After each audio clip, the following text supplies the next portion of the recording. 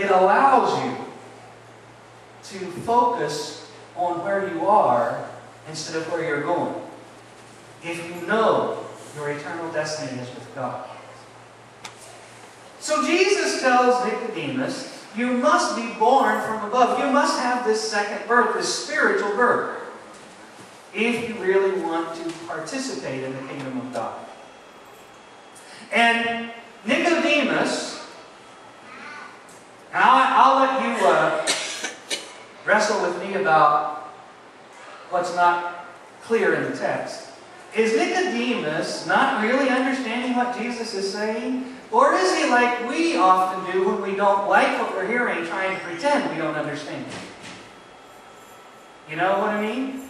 Have you ever done that? Somebody's telling you something and you don't like the way it sounds. You're like, I'm not getting this, right? I'm not getting this. Oh, you're getting it fine. You just don't like it. And Nicodemus says, how can one be born from above? How can one have a second birth? Do you crawl back into the mother's womb? Now, talk about a ridiculous notion. And of course, the answer is no. You don't crawl back into the mother's womb. But Jesus has already made it clear that this second birth is not like the first birth. And so Nicodemus seems to be feigning his understanding, like, what are you talking about, Jesus? What are you talking about? And let's remember that with few exceptions, this is the common response to God.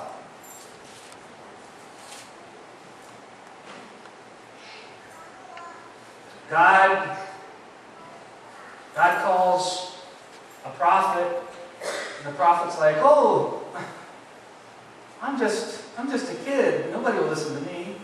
Anybody know which prophet that is? Jeremiah. Or God calls a prophet, and the prophet is like, oh, those people won't listen to me. I don't want to go there. I'm going to go in the other direction. That's Jonah. Or God calls a prophet, and he is called a prophet. We don't generally refer to him as a prophet, but in the Jewish tradition, he's a prophet. He calls a fella and says, I want you to go and help free my people from slavery in Egypt. He says, oh, Lord, you don't want me. I can't talk. You need somebody who's a better talker than me. That's Moses. See,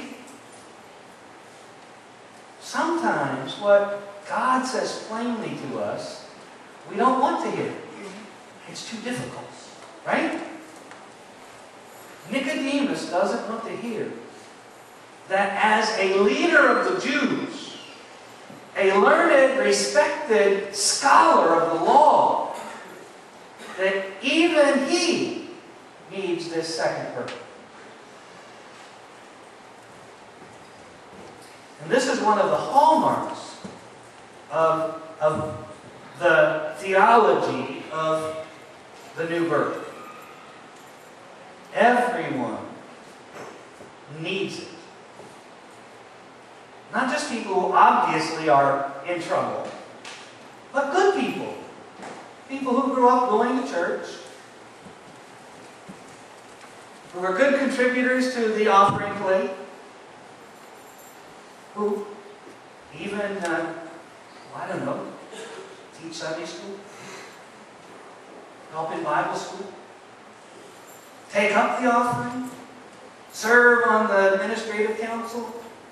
Heck, even people who feel called to ministry as preachers and leaders. All of us need the second birth. All of us need spiritual rebirth. There's some argument among scholars about exactly how to understand John Wesley, the founder of Methodism's own rebirth. He was raised like I was, in a parsonage. His dad was a pastor. His mother was a good Christian woman. She worked really hard with all of her children to raise them. And he and his brother Charles both ended up at Oxford and were ordained as Anglican clergy, as ordained ministers of the Church of England. And Wesley knew God's book, the Bible, very well. But before Aldersgate, some wonder whether he'd had that second birthright. Because when he went to South Carolina to serve in the mission field, he was petty. He had a romance with a girl. Her name was Sophie. And she spurned his offer of marriage. You know what he decided to do? Because he could do it. He wouldn't serve her communion anymore. That's right. And when he left there, he had not much success there. When he left there to go back to England, couldn't fly in those days, he took a boat. And on the way, they ran into some really heavy Atlantic storm. And the ship tossed about, and he began to think it might go down. And he wasn't ready in his mind to die. He was beside himself. He was sick. He was anxious. And there, on that same boat, were a group of Christians. Their particular persuasion was Moravian Brethren. And while the boat was tossing and turning, they were singing hymns. They were making a joyful noise unto the Lord. And Wesley's like, how can they do that? I want what they have.